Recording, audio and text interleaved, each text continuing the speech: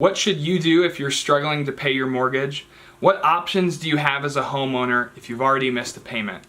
And should you be paying your mortgage with a credit card? Hello, Central Oregon. Eric Pashia here with HomeSource, and today we're going to be talking all about the newest state foreclosure moratorium signed into law on June 30th.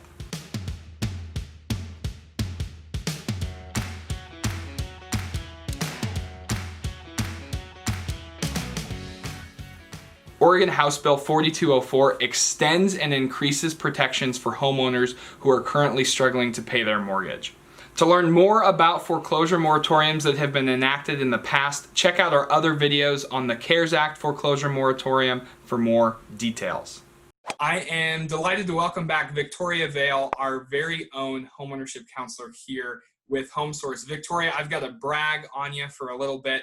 Victoria has been in the housing industry since the mid-90s, starting with title and escrow. We have been lucky to have her with us here at Neighbor Impact for the last 6 years as a housing counselor. Victoria, thank you for joining us. Oh, it is my pleasure to be here. So let's unpack some of these new protections with the bill that's been passed and signed. First of all, how is this foreclosure moratorium different from what we've seen in the past? Okay, so we are specifically talking about Oregon House Bill 4204, okay? And the reason why the Oregon State Legislature decided that this bill was needed is because there were some gaps with the coverage offered through the CARES Act. The CARES Act covers loans that are federally backed, Fannie Mae, Freddie Mac, FHA, VA, USDA loans, but it did not cover about 30% of loans that we see across the nation, which are private-backed loans, private investor-backed loans. And you may not even know if you have a federally backed loan or a private investor loan. Also, with this particular act, it extends that coverage to homes that would not necessarily have been covered in the CARES Act at all because they are what we consider personal property. By that, I mean, I'm talking about manufactured homes in manufactured home parks, or even an RV if the RV is a principal residence. So there's a lot of area that this H4204 has really extended coverage for. And some extensions and some expansions of that, which is awesome. Absolutely. So here's a next interesting tidbit. Should I be paying my mortgage with a credit card? Let me tell you what I mean with that. Obviously, we're not going to be handing plastic over to our mortgage servicer on a monthly basis, but maybe I am, instead of using some of these forbearance options, I'm putting that mortgage payment on a credit card, or I'm putting other expenses on a credit card to be able to then prioritize my mortgage. What do you think about that idea? Actually, that's a really terrible idea, I have to tell you. The reason why is instead of taking advantage of this mortgage moratorium, this payment moratorium, you are going to be racking up debt on your credit card. So you will in fact be paying probably a higher interest rate from your credit card, and then it becomes very difficult to pay off that credit card debt. Take advantage of the moratorium while it's in place so that you don't have basically double interest that you wind up paying, which is essentially what would happen if you put a mortgage payment on a credit card. You would be paying that mortgage payment, which includes an interest, right? You always pay principal plus your interest with your mortgage payment. Then you would put that on a credit card and again have to pay the principal plus the interest. Right. So I don't recommend doing that. So if you've got the advantages and with part of this program, you can take advantage of it, you should absolutely be doing that. Absolutely. Excellent, excellent. So what should homeowners be doing now if they're struggling to make their mortgage payment?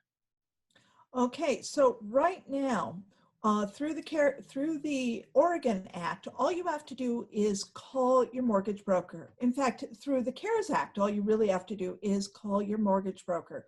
Your mortgage broker will take a sworn statement from you stating that your financial hardship is due to the COVID emergency, whether that's you've lost hours because maybe just the time that your work is lost. Maybe the job has gone away entirely. Maybe you were a gig worker and you were working for Lyft or for Uber and you're not getting as much of that income. It doesn't matter. You don't really have to prove it. You swear to that.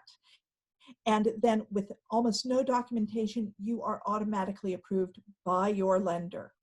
And with the extension of protections through the Oregon Act, that includes private investor lenders. So you don't have to have an FHA, a VA, or a USDA loan.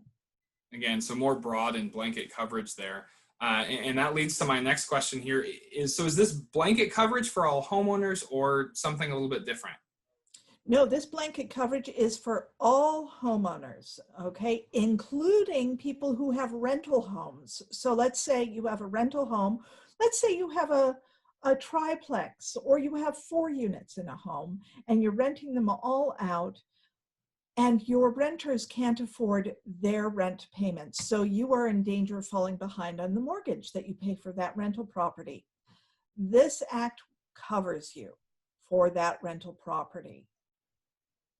Excellent. I love that idea. And the idea here, again, that maybe one of the changes or tweaks to this is that we're going to start to prove COVID loss, and maybe there's some documentation regarding lack of income, ability to, maybe lack of ability to pay that mortgage as well.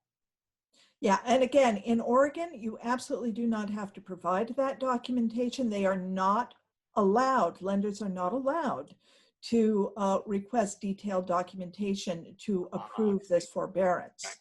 Okay. You have to swear to it. It will be, you are attesting to it legally, but you don't have to provide detailed documentation. That's right. So just can be a really great program or thing that is afforded to our homeowners.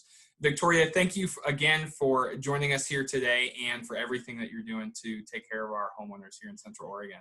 Absolutely. And just one more point. This protection is retroactive. So even if you have missed a payment already, or even 2 or 3 payments, call your lender. Let them know that you're missing these payments is due to the COVID emergency, and those payments will be forborne. They're not forgiven, okay? So your interest is going to continue to accrue on this payment, etc., but it will be forgiven for a period of time. And with this 4204 Act, the payments will be due at the end of the loan term. So unless you come to a different agreement specific with your lender.